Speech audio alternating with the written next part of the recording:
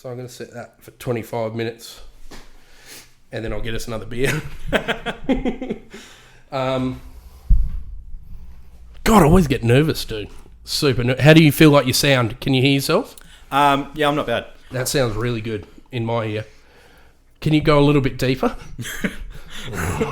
My darling. How does that feel, baby? Okay. Well, dude. I beat you to that. Yeah, you did. 100% you did. Let's get into it. But, guys, we are steaming ahead with this podcast. We are second episode in of the Everyman Chats presented by Wacker. Now, the guest this episode is part of the reason why I wanted to start this podcast. I've taken a lot of inspiration from him and his crew that run a podcast and started before me, and I think you should probably pause this episode and head over there and have a listen, because they're the funniest buggers I've ever met in my life, and all three of them pouncing off each other. It's really, really entertaining. So I'll let him explain a little bit more about himself, but I want you guys to welcome and go and subscribe and all that type of stuff. I'm looking forward to having a proper yarn to him. RHETT from the Tinsman Podcast. How are you, brother? Good, man. Good. How you feeling today? Oh, I'm nervous. I know. Like, do I look at you? Do I look at the camera? I don't know. What do I do with my hands?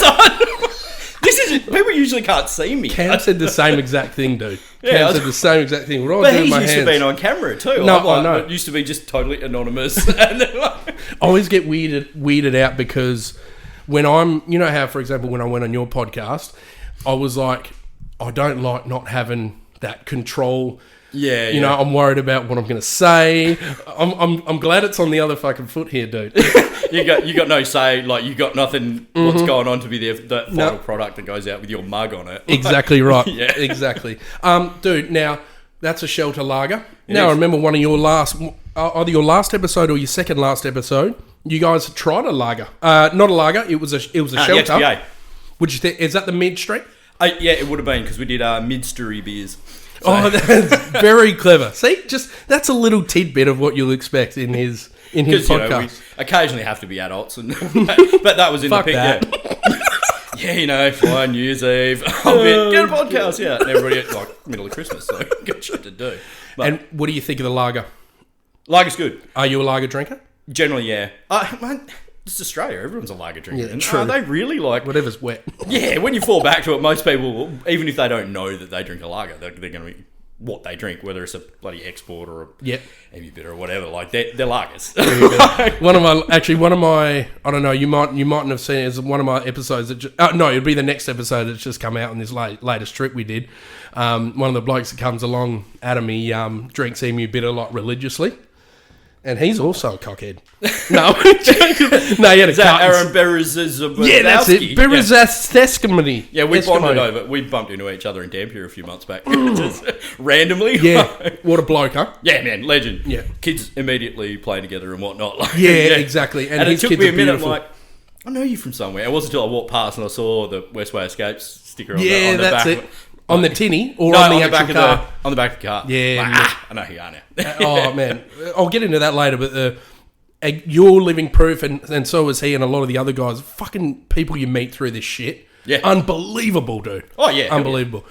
So, first off, tell us about your podcast. Tell us what we need to know. Obviously, it's on, I don't know if he's in the shop, but it's on his shirt. I've got the same shirt. I was going to wear it. Thought it was going to be cold in here, but I'm already glazing.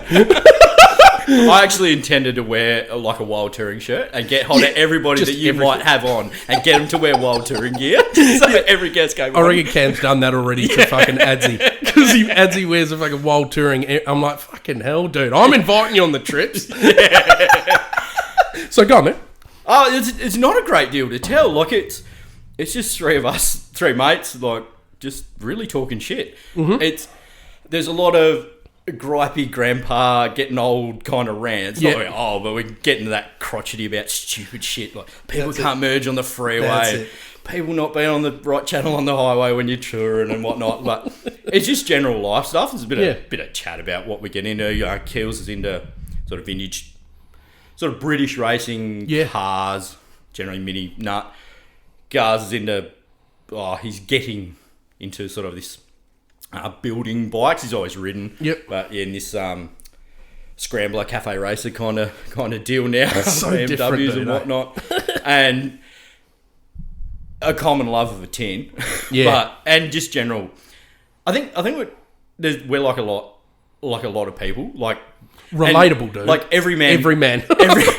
I got in before you got in. It popped up. It was in the list on the initial titles and whatnot. And I'm like, it wasn't quite what I was kind of getting at and whatnot. Yep. But it came up. But that's the point, right? Like we're just three mugs. Like we're the same as your neighbour or you or whoever else. So 100%. Different stuff about individual people and whatnot. And yeah, that's really all it is. Okay, so I was afraid a little bit about today. Like, I know I sent you a list of what I wanted to ask you, but there's going to be a few curveballs. No. I'm sorry, I don't mean it like a dick way. I mean like I found not that like dick and balls. Maybe people can't see what's happening under here. Yeah, nobody's wearing pants. I'm out. No, dude. Like, I found that with Cam's episode, that's why I got this notepad. I am like halfway through your talking, I'm thinking of things to ask you, and then I've forgotten it by the end. But I've got this baby here, right? So talking about the names, like we've got a fucking Channel 9 reporter. Getting accused, old Tracy Grimshaw on me,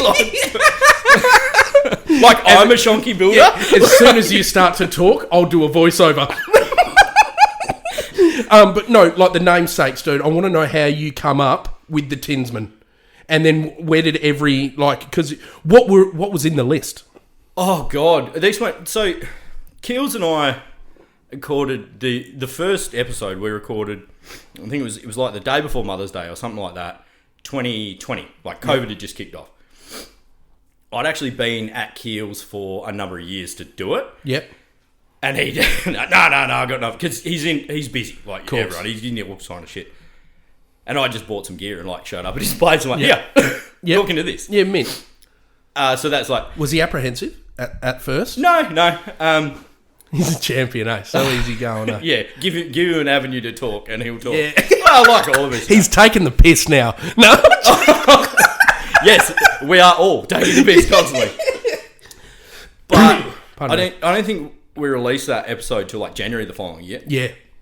And that's when Paulie sort of came on board. And it was a similar thing. You're like, hey, because he lives not far from you. Like, come around for a beer and talk some shit in a microphone. Yeah. The stuff that was on the list was... I think we actually ran through them early on. And I can't remember a lot of them. It was picking random overdone words out of dictionaries and all kind of things. But and trying to fit tin into it. No. It was... There was a talk about... Oh, God, I can't remember the name of the movie now. There's it was a glorious pintsman and a... Oh, nice. Keels can quote this movie, whatever it is. I Yeah. can't remember the name of it. And it was just it just clicked. Well, we're always drinking a tin. Yeah. Remember the night of that podcast, one of the best lines he come up with was the 3 tinsmen of the booze apocalypse. That's just fucking genius. That's what that is. Yeah. That's why I need to keep him around. Yeah. And Paul's the good-looking one. Oh, God. Ouch, bro. No, Paulie, you heard it, mate. You heard it from my mouth. Yeah, you won't be able to fit through any doors now. But then there's a 4th tinsman of the booze apocalypse, but you're going to have to wait till the next episode comes out. Yeah, no worries. Shit, that's interesting. Yeah. That's great. Yeah, it's everything you dreamed it'd be. Oh, really? So what just give me this. Is it another mate? Another good mate? No, Kills just dragged him in. Oh, excellent, dude. Is it a guest or an actual... he's going to stick around? We'll see. Wow. We'll see how good he is. See how the reception's like. See what he can bring to the party. Yeah, So when did you start it, man? And what was the reasons behind it? Well, so 2020 is when that started. I remember first... So I was a machine operator for years. Yep. I've been mining for 15 odd years. And I remember about 2016, somewhere there. I remember I was on a night shift and I'm in the machine. I remember messaging Keels. And because I'm in the machine all day, and there's probably a lot of people in the podcast the consumers of podcasts are generally, from what I understand, truckies, machine operators, people who drive a lot, people who are sort of in one spot. Autopilot type of thing. Yeah, tunes aren't doing it all the time. Yeah, and that's the way it is. And yeah, I was a massive listener of like Joe Rogan and Meat Eater podcasts, and particularly longer format stuff. A bit of fishing stuff and whatnot. And there was a couple popped up that was sort of, I won't say similar, but in a more sort of general interest category like we are. And I remember thinking like, we could do this. And I remember messaging Kills at the time going like, you're into random stuff, I'm into random stuff, all our mates are into random stuff. Like we could get something together here. Yep. And yeah, he was just like, nah, I've got enough shit to do. I'm not having it until I just went and did it, you know? Yep. That was the next question. How do you come up with the subjects? Like, because they're fucking random. Like, they're really random, but they're so intriguing to me. Like, I'm like, what the hell does, like, Space Turtle... I'm like, what? I've got to hear this. And the way you boys put it's fucking beautiful. So, the Space Turtles... So, you're very familiar name to you and Cam and most of WA content creators. Tommy Russell, you will be watching this. Loopy! He sent us those beers. Oh, he just right, randomly sent us this 4-pack of these beers. Yeah, and what a champion. Garage Project. If you're in a bottle shop and you see Garage Project beers, they're generally bloody good. Yep. But they're always massive and they're always high alcohol percentage. But they did this run, particularly last year. They're all collaborated with artists and stuff, and the artwork on the tins is just off its head. Yeah, so unreal. I believe the bird's name was Rebecca Tish. Yep. But yeah, it was literally turtles in space. Yep. Like, and that's where that came from. Yeah, of course. There's so many random things, but they are life eeks, would you say? Like things that piss you off or things that you like? Most of them are just like, all three of us do the same. They're like, that needs more discussion. Or... Yeah, wicked. Like a mate of ours who was away with us a couple of weeks ago came back and he's going to work on a... Yeah, he starts work at 6, so he's 5:30 rolling through, and he's passing a roadworks crew. Yeah, apologies if you're a road worker, but he's filming it, and he's recorded, and he's just bloke after bloke just fucking standing there, and there's like 3 guys actually working on the asphalt machine. It's like, you guys got to talk about this, you know? Yeah. People will do that. They'll just send us stuff, or that's most great. Most of it will be somebody will have a point that they've thought about, like, we'll have a yarn about that. Yeah. And then it just kicks on. Of course. Like, there's almost always, you hear us go, oh, what's on the list? And the list will be this long. Oh, but we'll talk about like 3 points on it. Yeah. And then it just carries going. on to the next. Yeah, maybe. That's good. Do you ever worry about dead air, dude? Do you ever worry about... edit it out. Yeah, beauty. Do you ever worry about running out of shit to talk about? No, not so much. Because we just talk People shit about will always anything. do dumb shit. That's what keeps it going. We will always do dumb shit. Yeah, exactly, man. And we'll always have something to talk about. But what... If there's a worry in that kind of vein, it's more about, I suppose, being stale. Yeah, gotcha. And not because it's pretty low priority kind of stuff. There's no like plan. There's no like. Of course.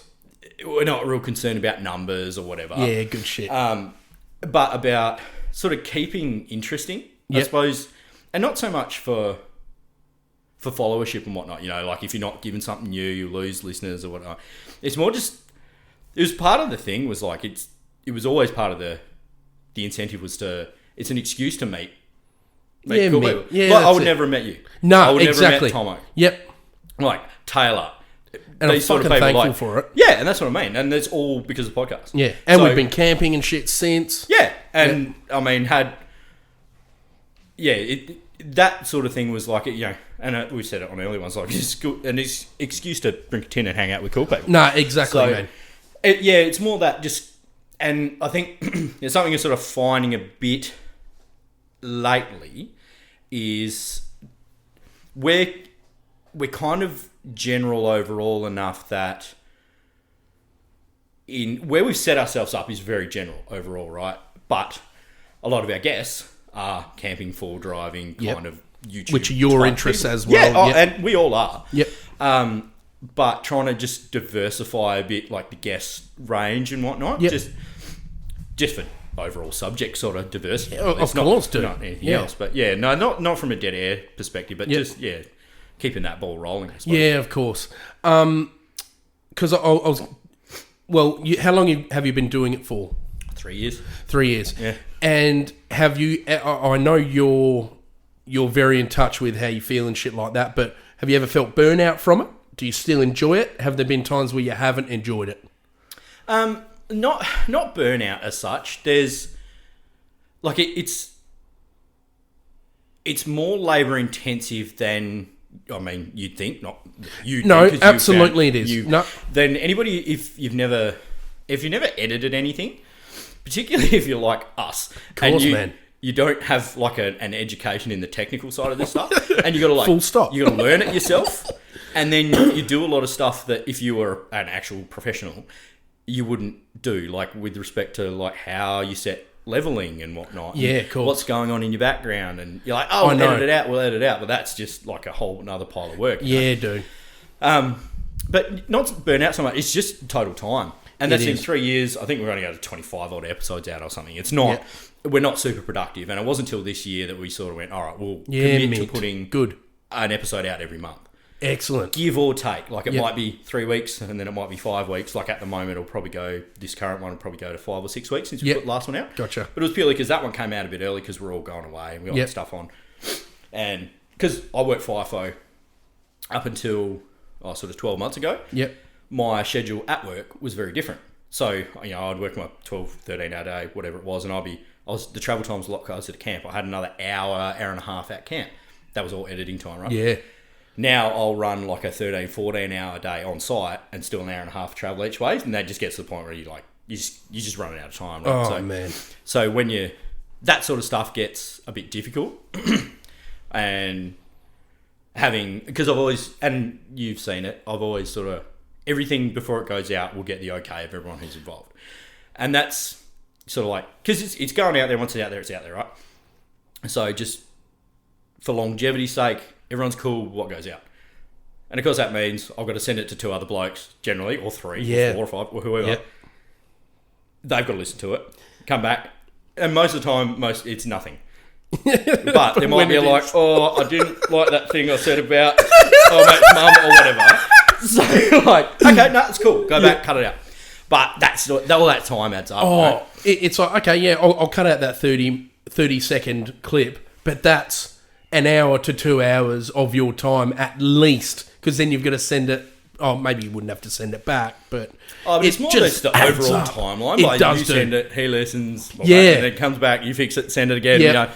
It rolls out and it gets like, and then just everyone's got their own life going on. Like exactly, bloody an actual job and kids to run around after and whatnot too. So all that stuff's. But I mean. And I always said, particularly because the other 2 guys, I just roped them in. Yeah, gotcha. Particularly, like I said, Keels was never he was never really on board to start with. Keels will always do, like, if you need a hand, he'll give you a hand. Yeah, and he would say, like, no, if this is what you want to do and I can help you out doing it, he'll do it. But I always said, if it ever gets to be a pain in the ass, like an actual pain in the ass, we're done. Yeah. Or particularly because they're like 2 of my best mates in the world. Yeah. Like Paul and I were each other's best men at our weddings. Yeah, so, wow. Like if it ever gets to carving up friendships, like, no, we're done. No, I know. So. And fuck it can. I remember you talking to me that night. It was early? Would it have been early in the morning? I'm still having. It was getting later in the morning. No, but I remember you saying that was your rule. If it ever started eating towards friendships, fucking see you later. Yeah. Nothing's that important. But I don't think you'll have that problem with those. They seem like good guys, and I see why you've wanted them on the podcast, like to be a part of it, because they're very, very unique. And I said this to you before, but the only reason I didn't have the other 2 guys on is because I've got to get another 2 microphones, and I'll get onto that as well. That's not what you said. You said, I don't want those dicks in my house. Well, fuck you, Keelan. No, but yeah, I'd love to get all yous as a group first, but I wanted to speak to you as the main editor and stuff like that, and sort of I want to see if what you go well I've been doing this for about 2 months now, but like I wanted to see how you feel and how you deal with it all, and like this is the thing, like those 2 are the talent, like they're the funny. No, you're being modest, and you all gel so well. Yeah, but that's the thing. We're mates. Yeah, exactly. Primarily. So you don't ever have to worry about awkward silences. We just now record the same bullshit we've been talking around fires for like 20 years. Yeah, that's nothing new. Next thing, I wanted to move away from your podcast, but I'm going to be coming back to it later because I remember you saying that you slowly want to come to the video format. and I'd love to have a yarn about that. But got the timer on. Got to check these cameras. How you going for a beer? No, I'm still good, mate. Oh, Jesus. Nursing it, eh? Well, I've got to drive 4 hours to get home from here. All right. I'll check these cameras and I'll get back to the next question. Was that just before or after you didn't strap your swag down? I was going to talk about that, but that's so embarrassing. Oh, I've done shit like that. Yeah, I know. All right. Looks bad, doesn't it? We're only 20 minutes into it and I'm getting another beer. I'm at home, baby. Yeah, I have to drive anyway. All right, started that. So moving away from that, dude, and I want to know more about it later, but who do you watch on YouTube? You've got a fair bit to do with that stuff. I mean, you've helped out people, certain creators at the Full Drive show. Yeah, but you know a lot of them now, I guess. Yeah, a few around. Who do you watch? And what are your thoughts on the whole scene, like everything? Like I like to ask, as like a viewer and someone who also knows people who put shit out, what are your thoughts on, everything? Just whatever you reckon. Yeah, but who do you watch?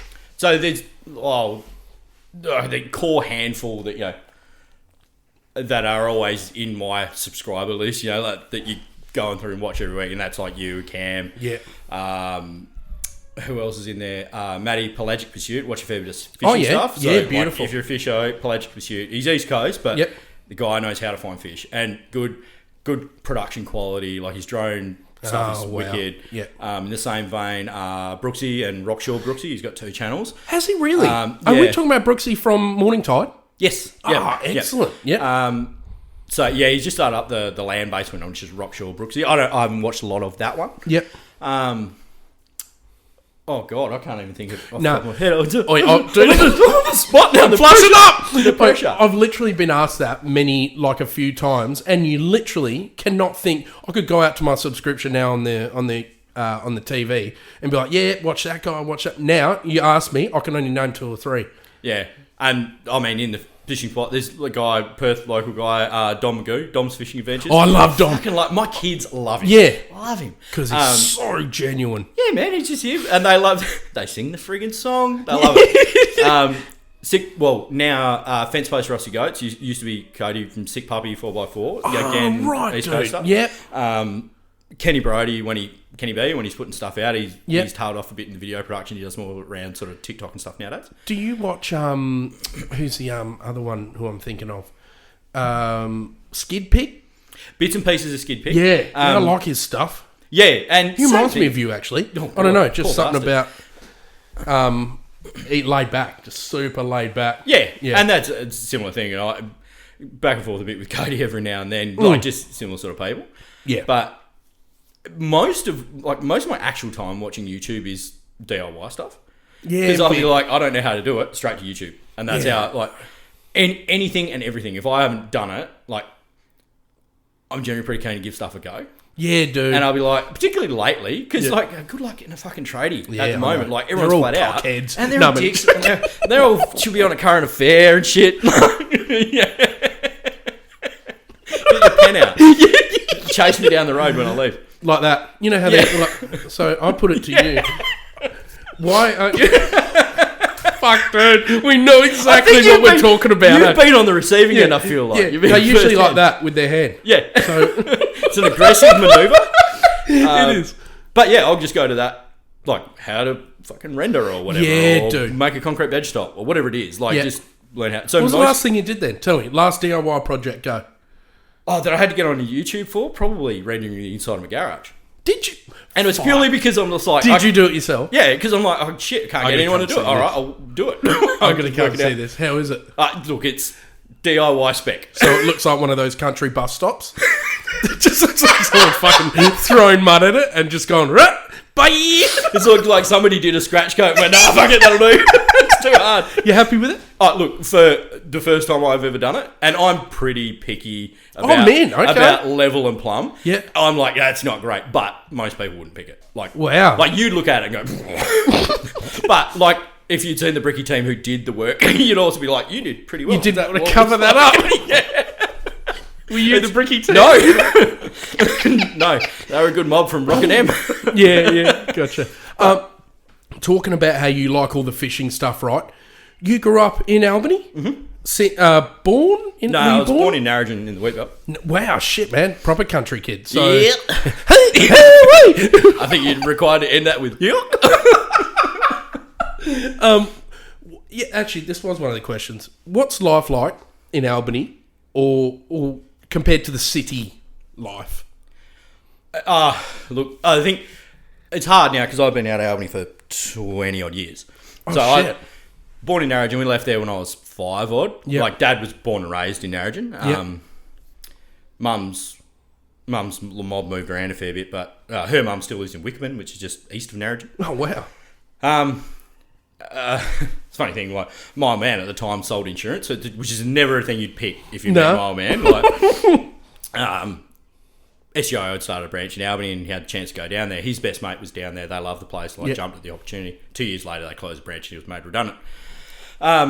So he walked into the salmon factory to get a gig in his suit and tie and started cutting salmon for a living. That's everything you need to know about my old man. Jeez. But, I grew up there, left at 18 to come up to Perth to go to uni, and then kind of bounced 18. back. 18's an interesting time of life to leave. Like, you're right in that middle of that, party phase, or what do you want to do with your life? Oh, and getting heartbroken with women and all that crap went on.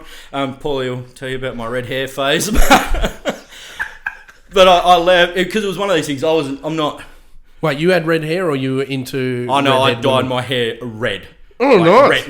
Red like the box. Is there a photo I could put up? Oh, yeah, there will be. But then it's that long ago. They photo printed, not digital. All right, so it'll be a photo of a photo. Yeah. I'll find one. I think it actually is, and you can see the reflection on it. Sick, dude. I love that.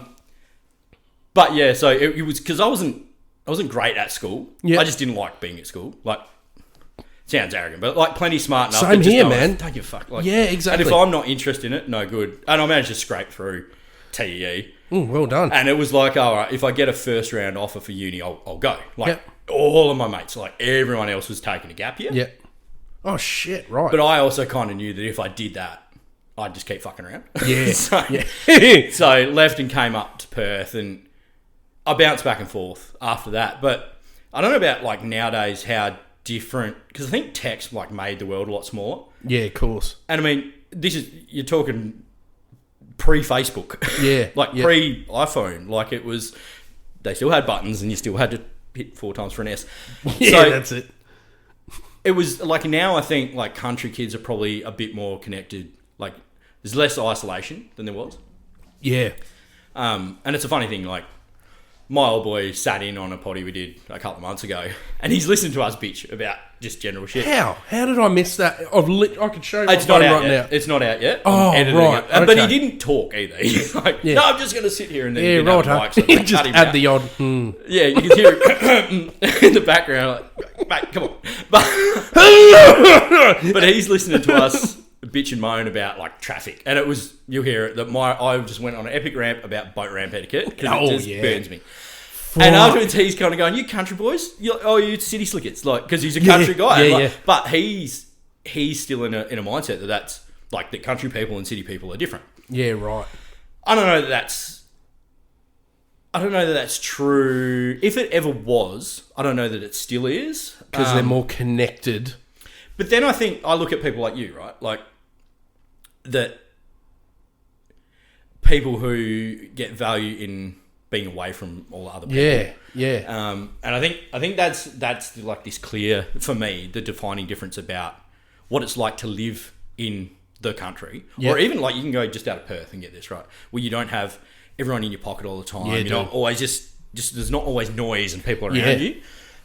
That is the big one for me, kind of in a principle kind of way. So big one for you, meaning you don't like you don't like the noise. No, and I mean noise in every sense of the term, right? Like, and just from a principle kind of like what's different. But then day-to-day stuff, like, we didn't camp when I was a kid. We spent plenty of time like outside and down the beach and whatnot. But the great thing about Albany is you jump in the car, you can drive for 20 minutes and you are the only person on the beach. We kids sport on Saturday morning, there'd be 4 or 5 families loaded into 4-wheel drives and out east to Albany, 20 minutes, and you'd be out there for the rest of the day. Like, you still gone and done a heap of forward driving and gone for a swim and a sandboard and had a fat time and cooked a snag on the beach and got home. But that was kind of weekends.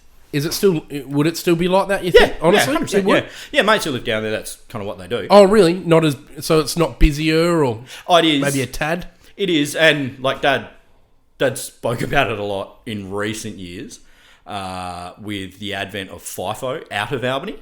Oh, where he'd spent years where he'd be the only vehicle on the beach. You know, launch the bike, he'd be the only vehicle on the beach in the middle of the week. Now it's like, this prick's on my beach. Who asked me? Yeah, okay, yeah, man. But it's busier. Yeah. And I think particularly COVID, more people travel closer than they did. Yeah.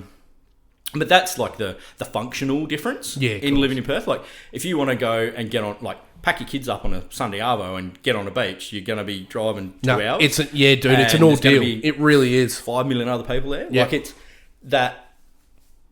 it just feels like you're more separated from that kind of environment, I suppose. Like, no, but I reckon I've had the best of both lives there because my family, we owned a house in Exmouth, like a holiday house when I was 12, so that would have been 15 years ago, dude. So, and that was when it was super quiet. There was no Brody Moss around. Not saying a bad thing about Brody Moss, but I was probably working up there then. yeah, he would have been just a normal lad. Yeah. But there's such a fucking difference that needs to be talked about with... That's not country, of course it's not, but that coastal town life where your towels are always in this bunky car, you know, and it's literally a 5-minute thing. Everyone jump in, boom, we're down there in 10 minutes type of thing. Yeah. Whereas here, it's like fucking pack, and then it's an hour and... From here, from where I live to the beach, you can understand it's an hour and 45 minutes. Yeah. And that's fucking 3.5 hours, dude. 3.5 hours that you've got to invest. Not 20 minutes total. Oh, yeah, and that's the thing. And it's beautiful, though. You know, it's a beautiful feeling to know you can just throw your shit in and off you go. That's why I like to go camping. And that was the thing about Exmouth, like, because I worked up there for a while, and a couple of mates. Oh, did you? Still did, yeah. I worked for Callis Pearls when they were still Trawlers? No, Pearling. So, mint, it's now gone where the Pot Shop Memorial is across the road from Learmonth Airport. It was just next to that. It's gone now. So I know exactly. We used to get bait from there. We used to get boxes of squid from there on the way into Exmouth. Or are we talking about you might be further up the road, the prawn factory. Dude, same sorry, mate. Yeah. No.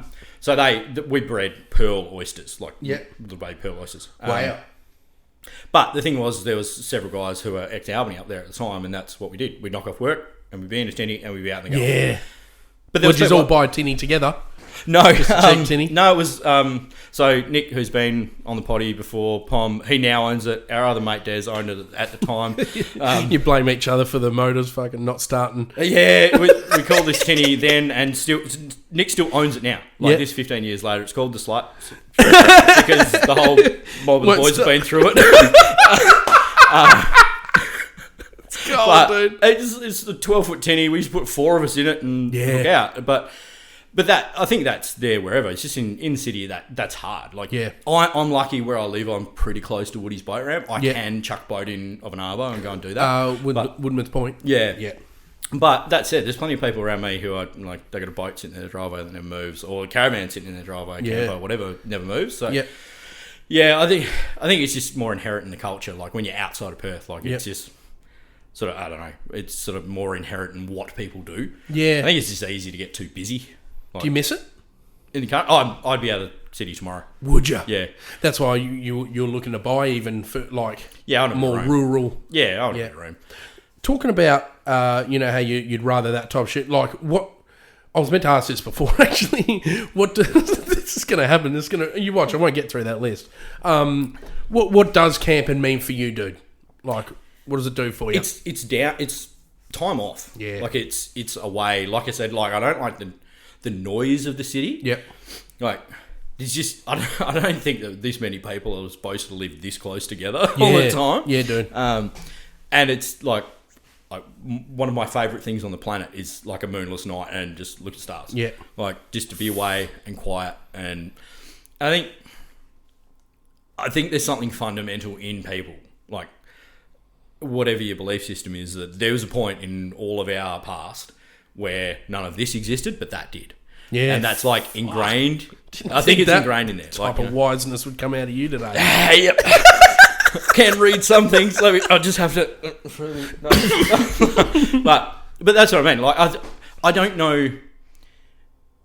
I don't know of anyone, like the people I know who don't like camping. If you go, no, I don't like camping. It's because they don't like. I'm like, why? But they'll say things to. Well, in my experience, they'll say things like, I don't like getting dirty, or I don't like being cold, or I don't like being wet. But I'm like, but just sit out and look at the stars. Oh yeah, love that. Yeah. Or a sick sunset, or stuff like that. Of course. Like, I think there's something in it, like if you can break down the bravado stuff that goes with people, how they identify in the world, like, no, I don't camp because that's for plebs. Yeah. Like, you peasants sleeping on the ground, what's wrong with you? Yeah, we'll get a stretcher. Yeah. Change your life. No, that's interesting. So get your, when you say downtime, it's like a holiday for you. Do you go camping with your family? Heaps? Yeah, not as much as I'd like. No? And it's a funny thing, I was only talking to my wife on this weekend just gone, so myself and a few of the lads, we do the dads and kids weekends. Leave mum at home, just let them have the weekend off. Yeah, just rack off. It's getting hard now because like a lot of us have got boys, particularly, and footy just seems to be the most ridiculously organised thing on the planet. Like, girls' netball is all on that day. Yeah, hockey is all on that day. Yeah, no, footy everywhere. Like But it was just a bit of a running joke. It's like, when we were kids, like footy was Saturday morning, like sport was Saturday morning. Yeah. And that was it. Yeah. Yeah, exactly. Your training was at the school oval when you knocked off and stuff. Yeah. Yeah, after school. Yeah. And I think that's just like another city thing, where it's like, it's easy to be spread. Yep. And for your time to get chomped up and lots of stuff. Just an interesting aside about like, where we talk about like, so now we had one organised. I'm like, footy's still on. Yep. One's got training on a Thursday, one game Saturday, game Sunday.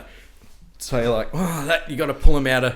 Then on one hand, you're trying to teach kids, you're part of a team. You show up, you have a go. If you break your arm, you're going to show up and you're going to cheer them on. For the boys. That's like, except when I want to go camping. It's all about family. Family first. I'm at that stage now where me and my wife collectively think. We're trying. My daughter's only 6, so we're trying to keep everything weekdays. So literally tonight, while we do this, my daughter's at gymnastics type of thing. So it's like, I know that will not last long. There's going to be weekends taken up 100%. Yeah. But hey, as long as you're getting into that stuff. But do you find it important that you need to get away, even if it's? Will you miss out on seeing your boy do footy or?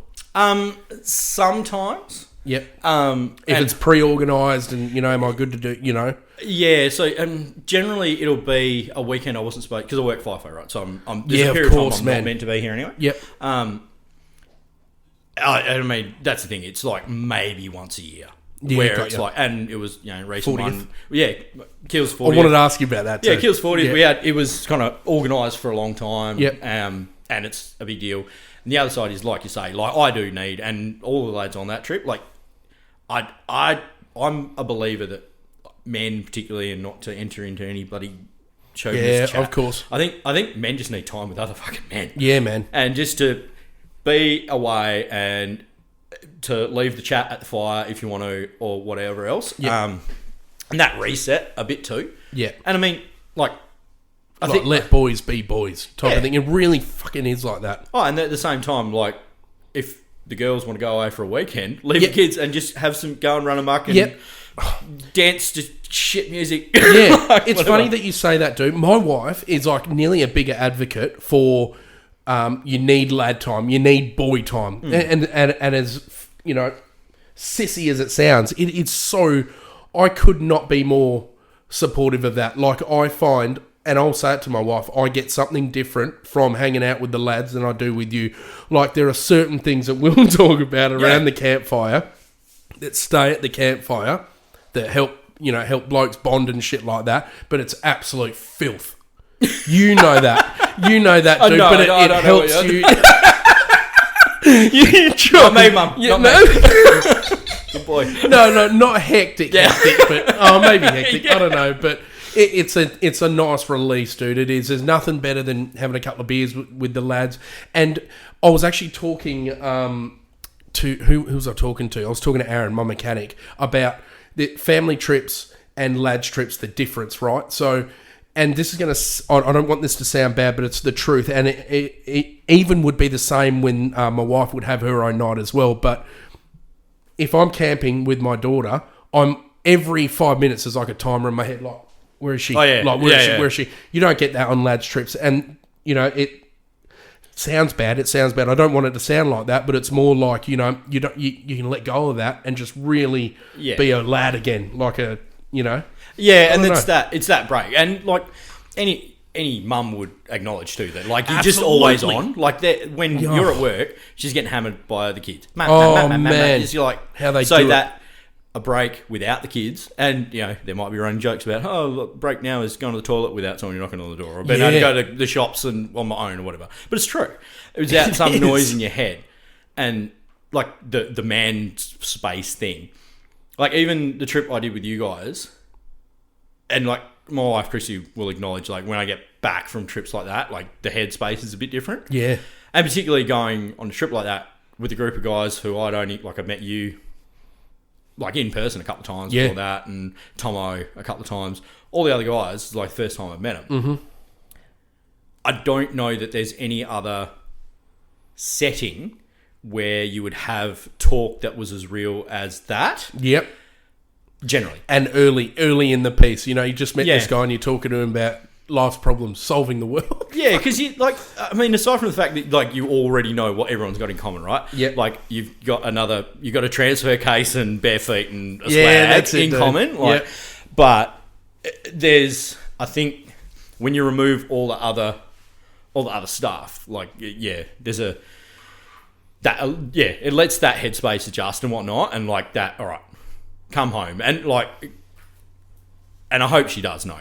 That like Chrissy, my wife, knows that like how valuable that is to me, and it's not a like that time or them, but like as the overall, because particularly living in Perth and it not being my first choice, like that can get headspacey. Like if that can get in your head and that can affect how you live your life.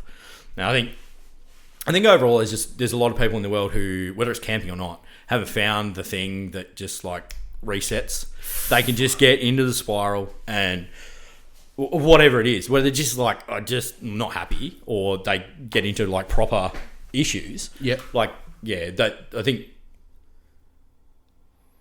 for successful relationships generally, like that breathing room needs to be allowed. That's so well said, dude. Now, keep in that mind space. I'm just going to check these cameras. It's amazing how fucking quick half an hour goes. I know.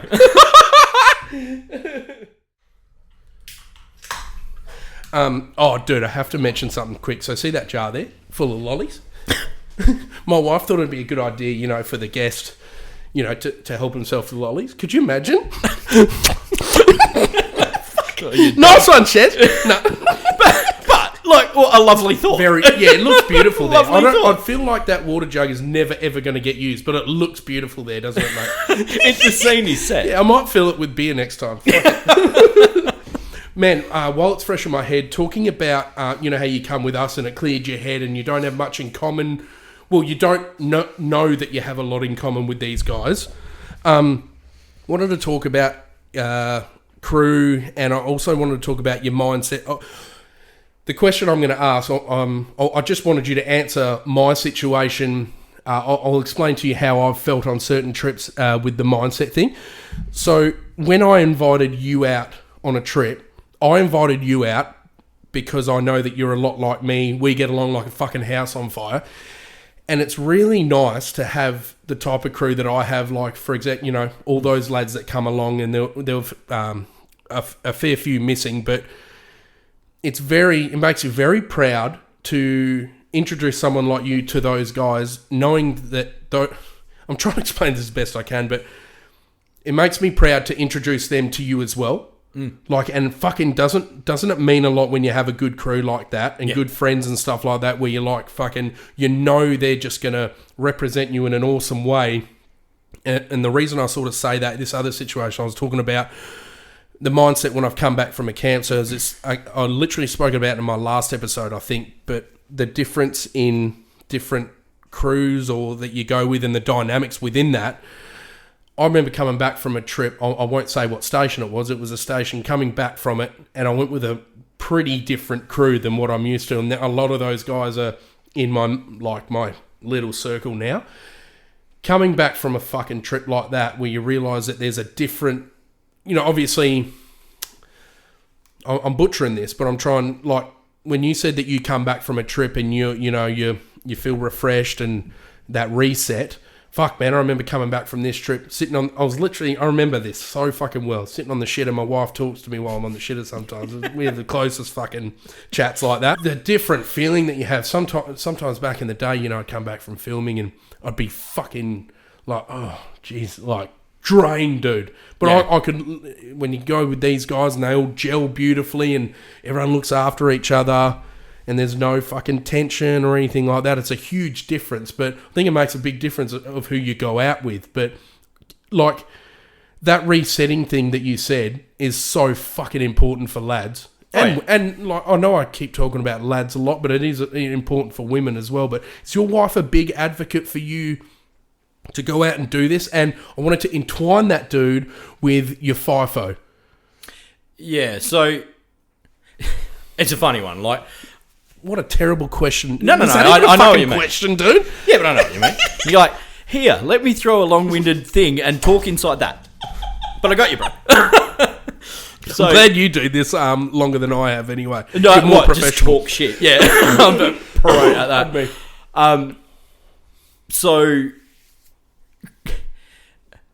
I'm inclined to be selfish about stuff. Yep. In a lot of cases, I'm inclined to be a bit arrogant about stuff. Like, no, I earned my time and whatnot. Of course. And is that the FIFO, FIFO mentality? It's just me being a jerk, really. Yeah.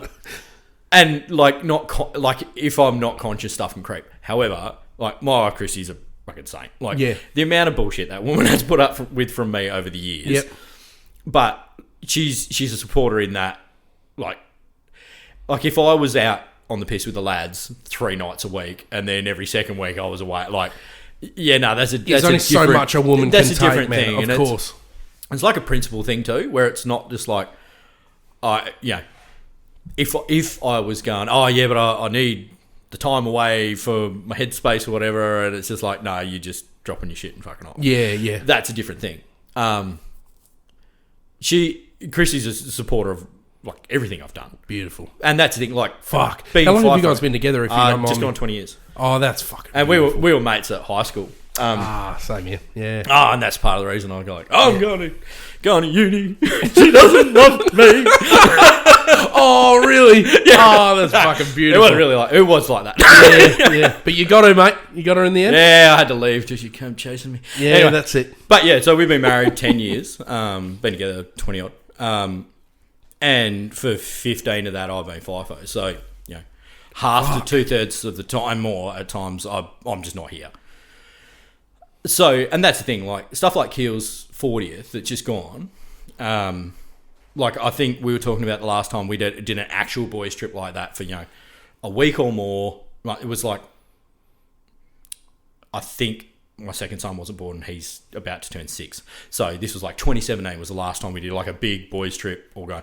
We'll do like a night, maybe. Here we'll just duck off, or a night or two.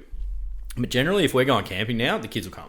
Yeah, of course, because they're old enough type of thing. They're in that good stage. Yeah, and that's the thing. From the selfish man angle, there's like, you're getting what you want without having to burn brownie points. Of course. Chrissy's not... don't keep tallies. It sounds like you guys don't keep tallies.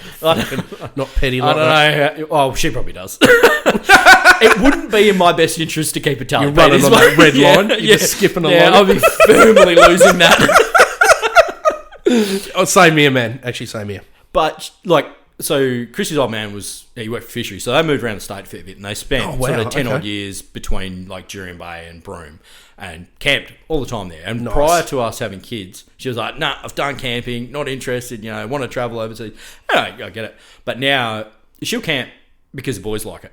Yeah, gotcha. Like, all she cares about is those two loving it. And, she'll quite... As long as she can have a shower and there's a toilet, she's happy. Yeah, right? Like, I think my wife's at that stage now, mate. Absolutely. And as long as she can get clean and bathe the kids as well. Yep. Whereas with me, I won't shower for 2 or 3 nights. Quick, the old fucking, what do you call it, wet wipe. Yeah, wet wipe. Go, no, I had a swim 3 days ago. Salt water, it helps you. Yeah, I've been cleaning fish and bait and hooks for 3 days and I'm fine. But, I mean, admittedly, as we've gotten older, we all joke about like, I don't mind having a shower. Dude. Now. But, like, but now she'll camp like quite happily if the kids are happy. Like, she's got a limit, obviously. And, last year we were away for about 4 weeks. We were in a little van that we hired. Yeah. But, a little Jayco. I was going to ask you, what type? Was that the off-road? That's a pop top, obviously? Yeah. And off-road? Jayco's version of off-road. You took it off-road? No, that one probably we didn't. Full fucking roadworthy. No, that one, the worst that one had was going into... like Pender Bay and stuff. We went to Broome and north of Broome. No proper. The one we hired before that, 100% that went off-road. But it wasn't meant to? Oh, hey, they knew. I told them where it was going. There was no secrets. Because, so this is Camplify, right? Like when you hire it. Yeah, most of them say no off-road. So, or they'll say off-road with permission or whatever. And so straight up now, if I'm going to hire Pete's van, I send you like, hey man, this is where we're going. This is what we intend to do. Up to you. Because most people, what they mean is, don't go dragging it off into the bloody Simpson Desert and leaving it on its lid. Like, that's what they care about. And so, and most people, like, if you look after people's shit, because it's still somebody else's stuff. Yeah, exactly. Don't treat it like a bloody hire car. Don't be a dick. Most people are pretty good. So, just touching on the family camping and the FIFO thing. So, I can openly admit, hand on heart, that I don't think I could handle being away doing FIFO, dude. Yeah. Can I ask what your roster is real quick? At the moment, I'm 8. Oh, what we would call 8 and 6. So call it week on, week off. But I'm guessing if you've done it for the last 15 years, you would have been in the time where it would have been 2 months, like 3 months, 3 months. months. Yeah. It fucking flips me out because my brother-in-law, Sherry's brother, he's done FIFO since he's gotten his trade. He does not know anything else. He's one of the most hardworking, very tough mentally. What's he do? I think he's a mechanical fitter. Yep. Electrical fitter, maybe? He could be an electrical fitter. Yep. Sorry, Matty, if you're watching. No, well, those trades you probably used to be a fitter and turner. Now they're a mechanical fitter. Yeah, gotcha. All that, they got fucked with. Now he's a permit officer, I think. Yep. And just one of the most, just never complains about, like, even back then, I've never heard him complain ever. One of the hardest working blokes I know. But I'll be honest, I look at his life and I think I could not do that. I could not be away. Like, fuck, dude, I'm away for 3 nights, 4 nights, 5 nights, and it fucking, that Israelite Bay trip, that was 10 nights or 9 nights. That fucked me. Like, I was like, fuck, I want to be home now. It fucking kills me. Can you take me through that? Like, how'd you go when you started? FIFO's so fascinating to me, dude. Yeah, well, I mean... Is it fucking tough at times? Like, it is, but I don't think it's anything... full on with me. I don't think it's any... Like, it's just different. Like, I don't subscribe to this shit. Like, and we saw a fair bit of it, say, 5 or 6 years ago. Like, it was a media thing, right? Like... Suicides? Oh, well, yeah, that's sorry, another dude. thing. I should not... But, like, you'd see shit in the media and it's just to start a fight, right? Like, Pete, the bloody lollipop dude, makes $400,000 a year, and then it'd be in the comment section, right? They were just playing the social media game with salacious stuff. Like, there's stuff that's hard about FIFO, but there's stuff that's hard about your job, and there's stuff that's hard about everybody else's job too. Like, it's just that FIFO stuff is different. When I started FIFO, so to backtrack a bit, like I did an aquaculture degree at uni. Like, so I was going to ask that before. 3 years uni, got myself a nice Hexstat. Yeah, came out and I did kind of 2 years. Proud of it. 2 years. I am. Look, I had a bloody great time. I was going to say that. Through Muresk, Curtin Uni, but through Muresk. Mm-hmm. So we were kind of pretty ag spec. It was a joke because it was a really small course. We'd have fit in around everywhere else. So we'd have a lecture at like 8:30. Wait for the pub to open at 10 or walk in there barefoot and then go to drink piss till we had another lecture at 7 at night. Sick. That'd be mean. So I came out of uni and did like 2 years. And that's a course that's still available? What's that called? No, they shut it down like 2 years after I finished. Yeah. You're like, these piss wrecks are giving us a bad name. Yeah. But I came out of that, and like my first job out of uni, I worked an export abattoir in Albany as like a quarantine kind of inspection testing kind of do, because I had some microbiology background. Like, it's not that exciting. How do I not know that? You know what I mean? I know we've only spent like because there's too many one dick camping jokes. or too many dick jokes to be had. No, it's fascinating, dude. Yeah, keep going. So I did that, then got a gig with Exmouth Pearls, did a season a bit. I was up there, I don't know, probably not even 12 months. I broke my leg that end of the season, broke my heel. Wound up back down in Albany. There was an edible oyster hatchery down there, which Twiggy Forest has just bought. That's the one. Mm-hmm. So I was working there, and there was only 3 full-time employees: the owner, the manager, I suppose he was, and myself. Everyone else was casual, and because they're little animals, right? They got to be fed and cleaned every day. It's Christmas Day. I think we started at 3 in the morning to try and be home for Chrissy lunch. We still didn't knock off till 2 or 3 that arvo, just because shit. And because we'd come out, and everybody who did marine science, marine biology in WA, they'd end up in the same, like, sorry guys, you're not getting a job at Aqua, most of you, right? Like, you're going to end up somewhere like that. So if you won't work for $15 an hour, flat rate, on Christmas Day, like no penalties, no nothing. And look, don't get me wrong, it was a great job. It was a great industry. When I was working for Kalis, was lucky enough to work out at Pearl Leases out in the Montebello Islands, living on houseboat. Just sick. Unreal. Like, just, you couldn't script more about the experience than the job. Yeah, just unreal. Even the job. Like, there's parts of the job, just you're literally shoveling shit. Yeah, gotcha. But, great job. Yep. But at the end of the day, you're going to live week to week. Like, you'll pay your... Yeah, there's a price. There's a price for it, for having a great job like that, I guess. So it just happened to be a couple of weeks after Christmas. I was at my cousin's wedding, and there was a guy there who was HR for a drilling company. Just chatting away. Yeah, you want a gig? Start a gig. Having my old man did his Achilles, so that guy had to help him for a while. Yeah, gotcha. That blew out and started just after that. But when I went into, like, you talk about like your brother-in-law, and like he never complains. Yeah. Like, I went out like I was a drills offsider. And I was like the easier version of a drills offsider, like proper exploration guys. They live in swags and they are out in the middle of fucking nowhere. Yeah. But at the same time, I'd grown up. My old man still owns a turf farm. Like, grown up with manual labour. Still does. Yeah. Interesting, dude. He's 65 and he put fucking anyone I know to shame. He's the fittest bastard on the planet. Yeah, works like a dog. Like an old man like that. But like, I'd grown up working, and I'm like, this is fucking great. Like, really, like. Not even like FIFO money, like we would talk about. Like, but I've worked a damn sight harder for a lot less money. Yeah. And I didn't get every second week off, because when I started, we were actually on an 8 and 6 roster. That's what 8 days on, 6 days off. 6 days off, Yeah. 7 nights on, 7 off. Yeah, gotcha. However, what we were allowed to do then is that, like, if Pete's on the opposing swing to me and he wants to take annual leave, doesn't want to use his leave, you could swap a week. So I'd do 3 weeks, and you'd have your week off, and then I just get paid for a week. That's doing a solid, isn't it? Oh, well, I get paid for it. Yeah. And you could just not be there. Someone's covering you, and I'll make a bit of extra That's coin. still Everyone's fucking happy. great, though, yeah. Yeah. Who would do that for a Christmas break, though? That's when you find out who your real mates are. Well, no, but that's the thing. It was like, at that stage, there'd be guys like me, like young, single early 20s. lads. Yeah. No older commitments. guys didn't have kids. Fuck. Like, all right, way I to didn't go. think about that. That's a good call. Yeah, and I mean, shit, some people just don't want to be home for Christmas, do. Or they prefer to be home for New Year's, or whatever it was. Yeah, you work it interesting. out. But that was the thing, and I'm still now, like, FIFO, the industry's changed a lot. Like, there's a lot of people who get pretty upset about what I think is pretty mundane shit. Like, yes, the food in the mess isn't great, but you didn't have to cook it. You're not going to starve to death, clearly. I think that comes down to mindset, though. Yeah, it is. It'd be different if I was up there. I'd be like, fuck, I don't know if I could handle this. Like, work, no worries. It's just being away, that'd be hard for me. Yeah, and that's the thing. You don't sound to me like a bloke who'd have a whinge, Rhett. That's what I'm being honest. But that said, like, I started young enough that, like, there was nothing to be home for, except for my now wife. Yep. But we'd been kind of long distance, like, all through uni, and I was in Exmouth and whatnot. Weird. Like, Same here, I was long distance. We'd been apart, like, we worked it out for a long time. Yeah, of course.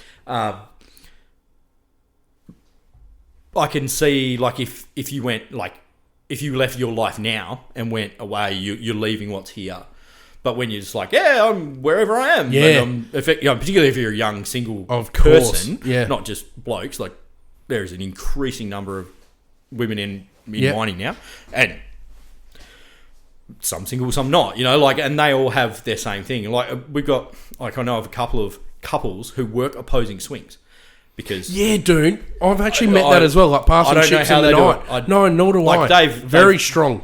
They've got their plans and whatnot. You know, they want to do this for 10 years and get out, and power to you. But I couldn't do that.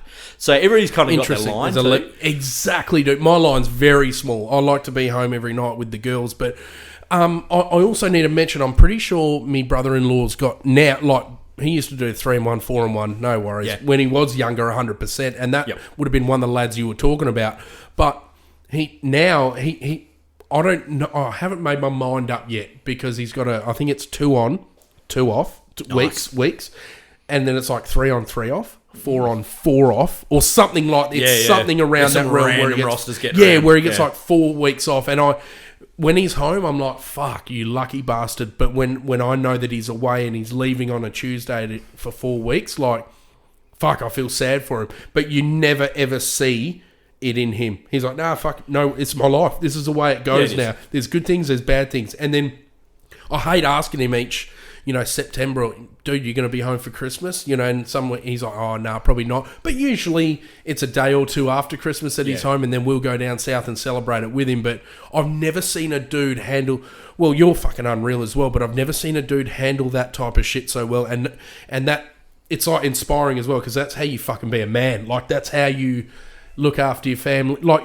not talking that you shouldn't have a whinge, but I'm just saying. Oh, and I mean, I think I'd love to get him out on a trip as well. Have a good yarn to him as well. He's such a. I just think there's a point where, like, generally, Fifo or not, like, people just need to be a bit honest about decisions they've made. Yeah, dude. Like, I mean, the extreme example is like, forced to stay there. Is that what you mean? Yeah, nobody's getting under your head. The gate's not locked. Yeah. But at the same time, you could take the extreme angle and be like, Pete's had the roughest roll of the dice, like, and financially has to do this. Like, in a lot of cases, like, there were some decisions that led to that too. Yeah. And that's like, in Fifo, there's what I hear people complain about a lot is you're still completely in their control. So you can, like, exactly. Sell your shit. Yeah. You probably don't need a brand new 200 series and a jet ski. Exactly, yeah. Like, if that's what's important to you. And I made the decision. Oh God! Like, when my young blokes were sort of around there, it's like, no, we're done with 2 and 1.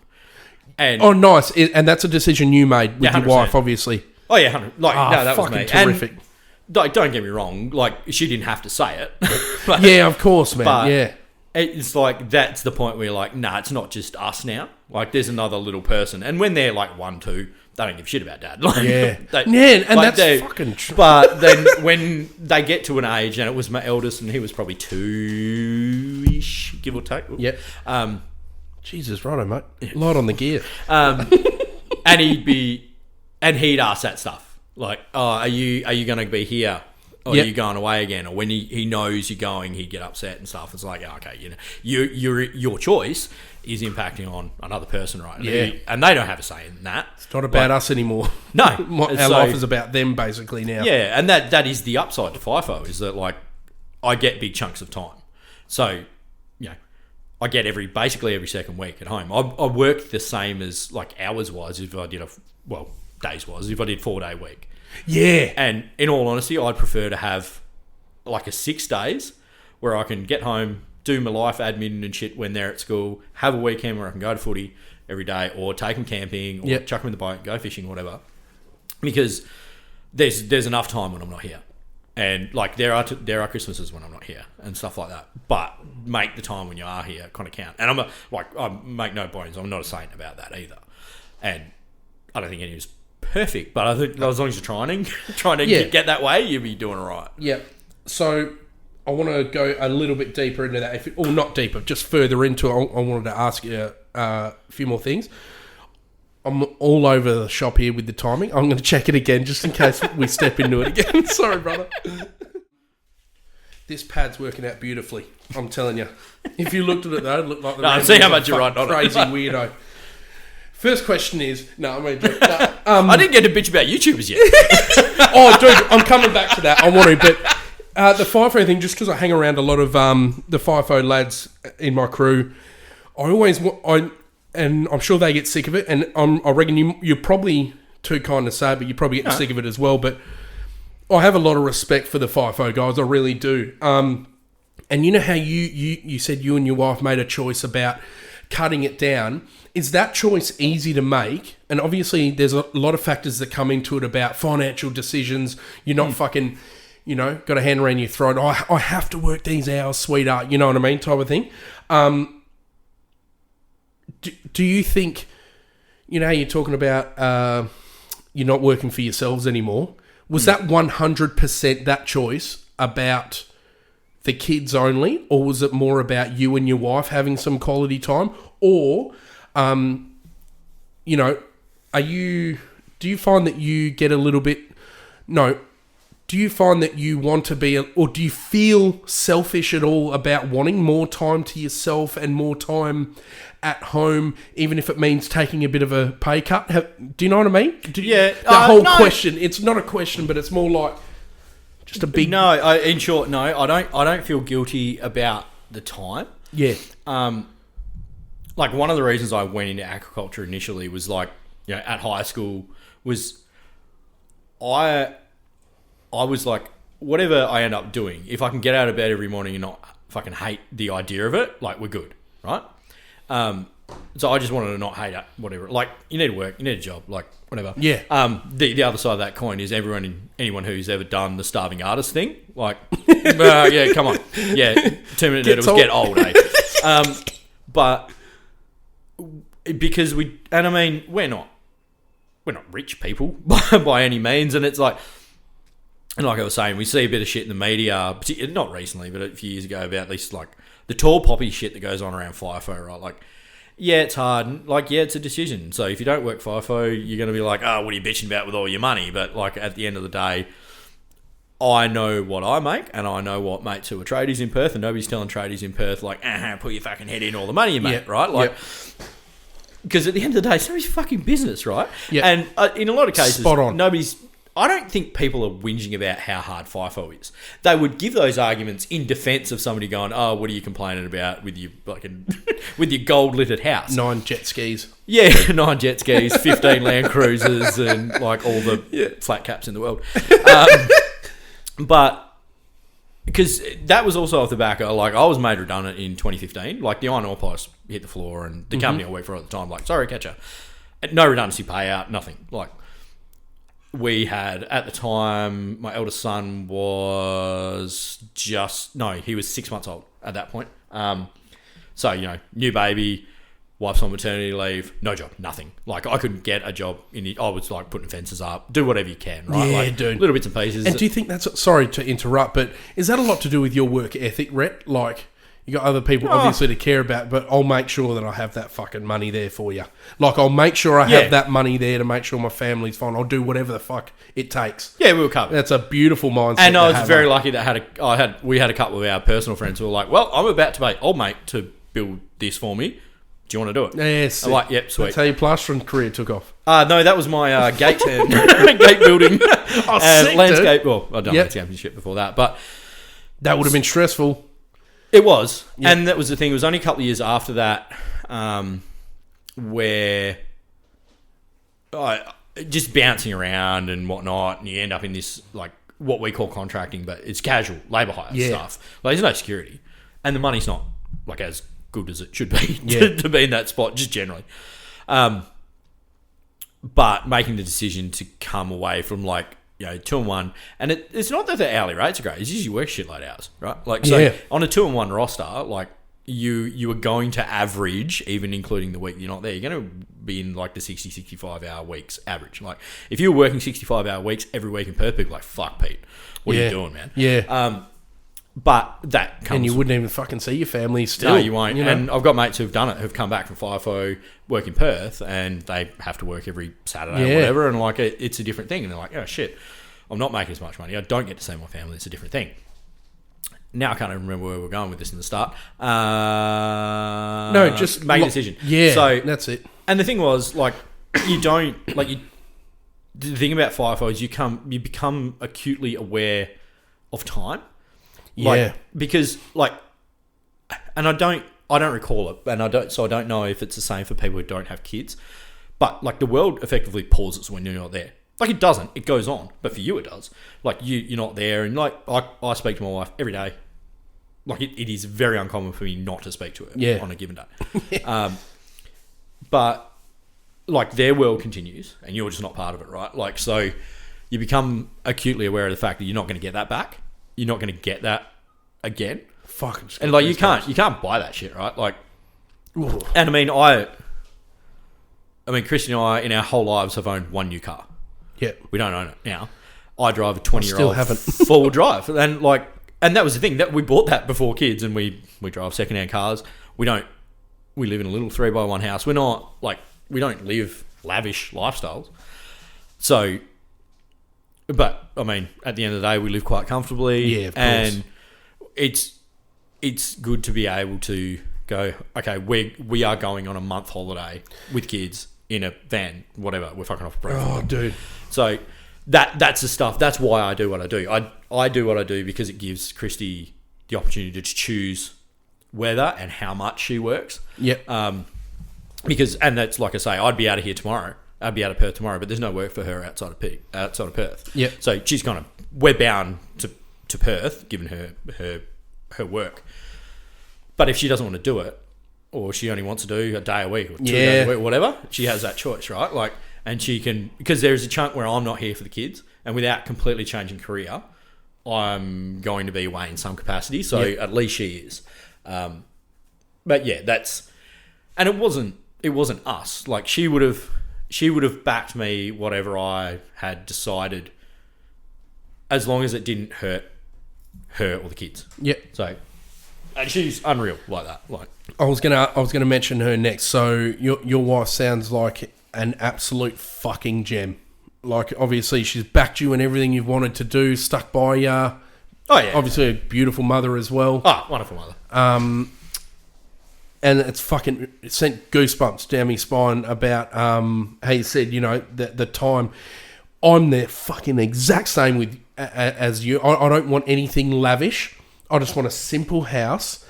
And I want that fucking freedom. I want that little bit of freedom. And like you say, there are guys out there who have beautiful houses, working those hours, FIFO, anything, even a tradie as well. Got that beautiful house, no worries at all. They look like everything's fucking, you know, everything's honky-dory. I'd rather have the shitter house and be able to have that freedom to go a month holiday.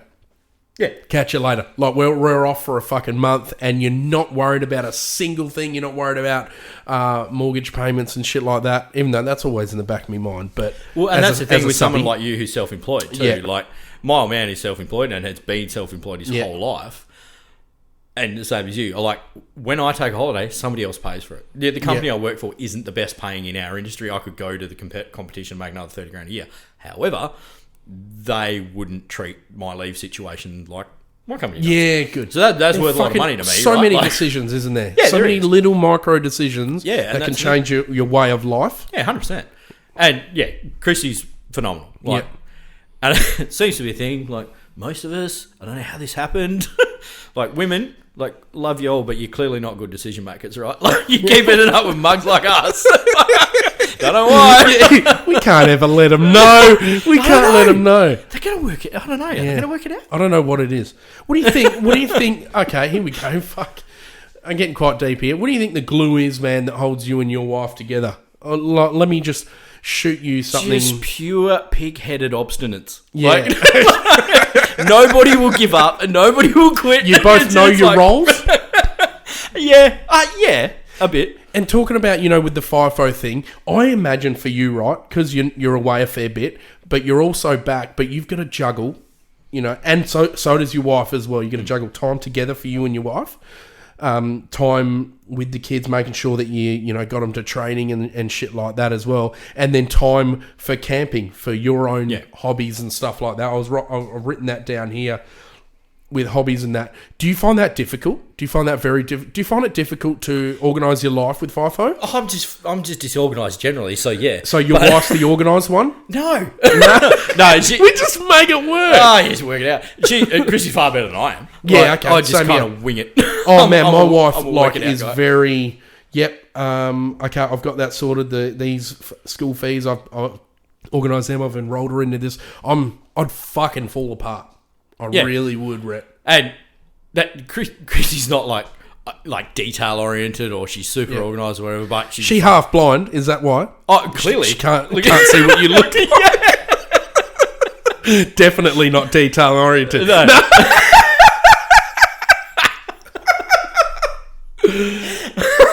But fucking worker.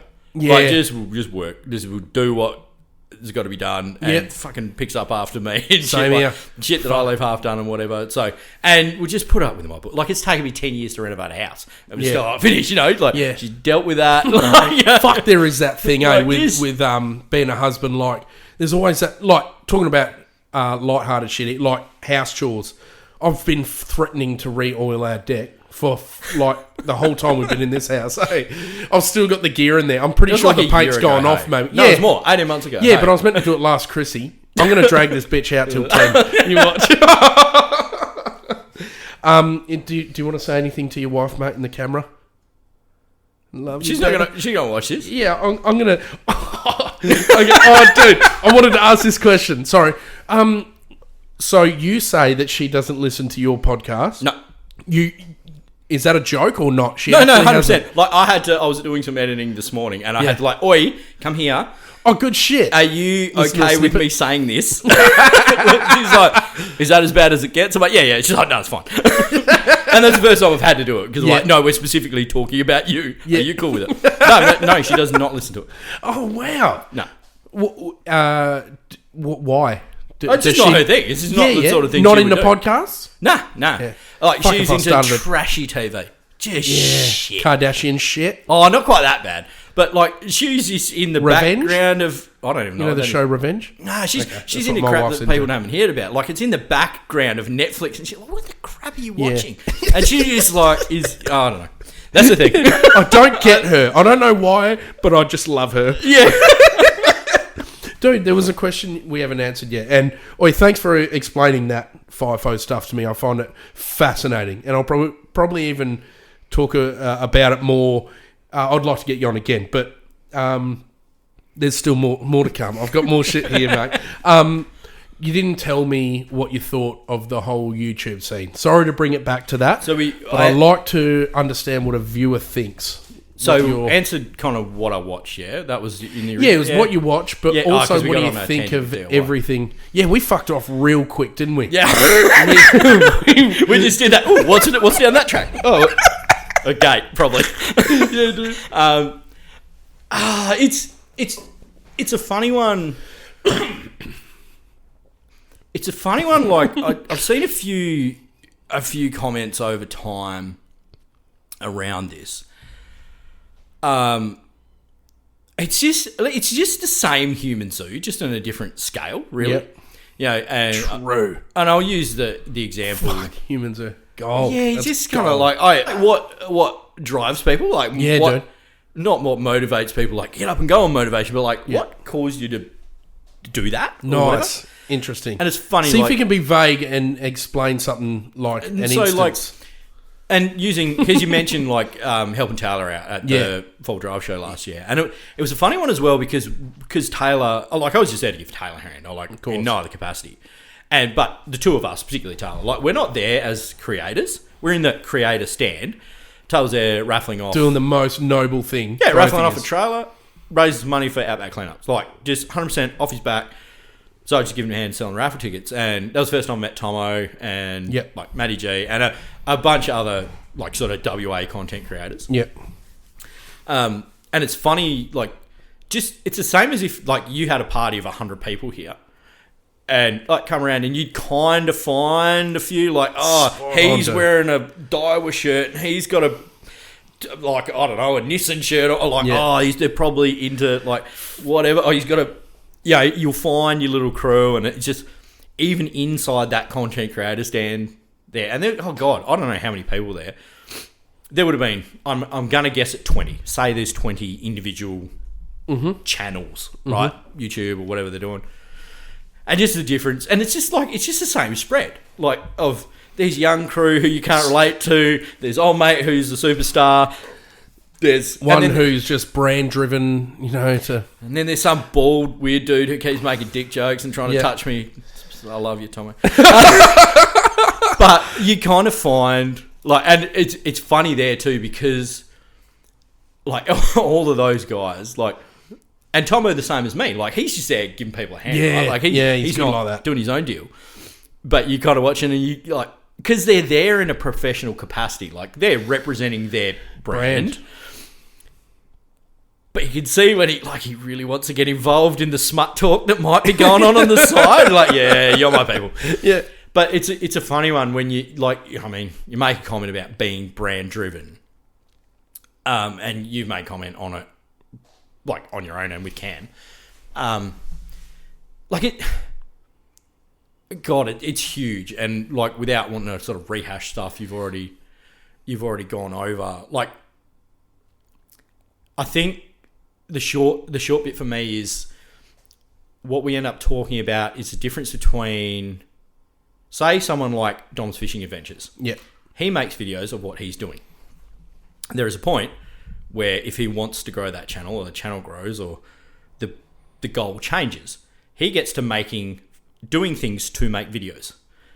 There's a line there, right? Yeah. And I think once you cross that line, if you're not conscious of it, and I think that's what like you and Cam are talking about and you've talked about on your own, is when you cross that line, and you will just inevitably have to, right?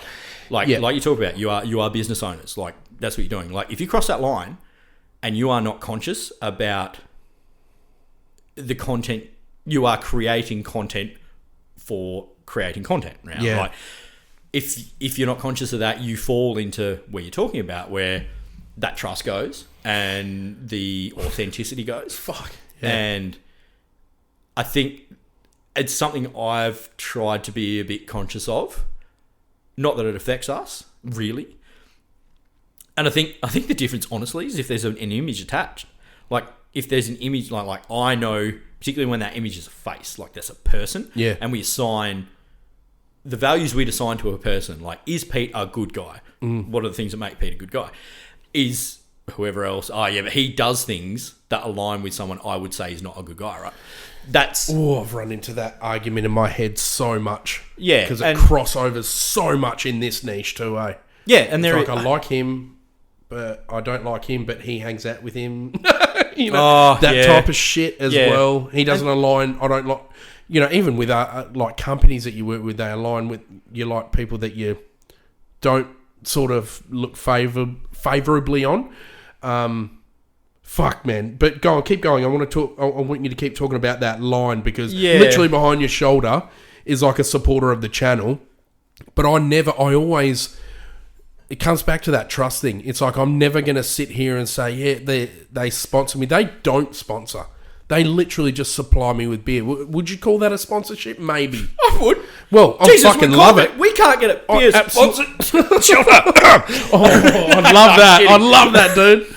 But I think, and I've said this to you, like, I think there's a difference. I think, particularly for people like you, like, being reluctant to go down a route that, in effect, that might generate you a couple of bucks, right?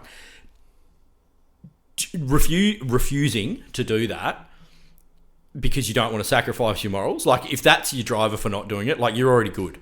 Like, if you're already hyper concerned about your authenticity and there's a word I'm looking for here, I can't think of it, like your trustworthiness and like your integrity. Yeah, nice. Like, if that's in the forefront of your mind, I think you're good. Because the other side of it, and this is where I do see it, even in our space, right? And I'm going to call it out, the patch swappers, right? Yeah. Everybody in the world has worked out that patches, this one came from China and it cost $1. Patches, and you can get a genuine made in Australia by a very good company one for, like, depending how much you buy, a few bucks, right? Yeah. Like, when they approach us and they approach other people, right? Like, when somebody hits me up, so, do you want to do a patch swap? If Pete says, hey, I'm going to send you a patch, I'm like, sick, I'll send you a patch. Because I know Pete, and like, here, have a patch. Cool. Yep. If I don't know you and you send me a patch, and please listen to this as a factual argument, not like a judgmental thing, right? Like, I like your outlook on this. The thing is, what we have to acknowledge, and it sounds asshole to say this, what you want is, like, if you're the sender, what you want is for me to promote you and your patch, right?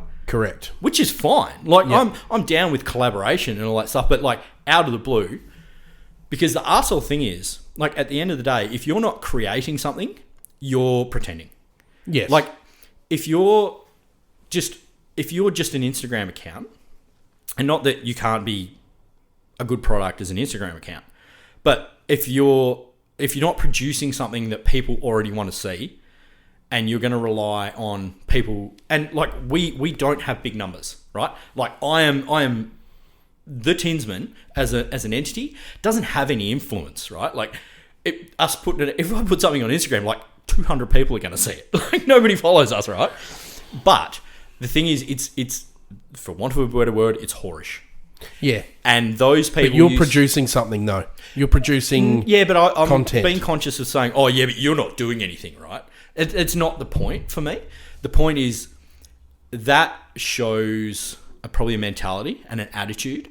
Like, and, I mean, I've heard it from Harry, from Fly to Fork. He's made a comment similarly about what people are really like, you know, like the people who are desperate for fame. And I say this as a person who's not famous. Nobody knows who the fuck I am. Both of us.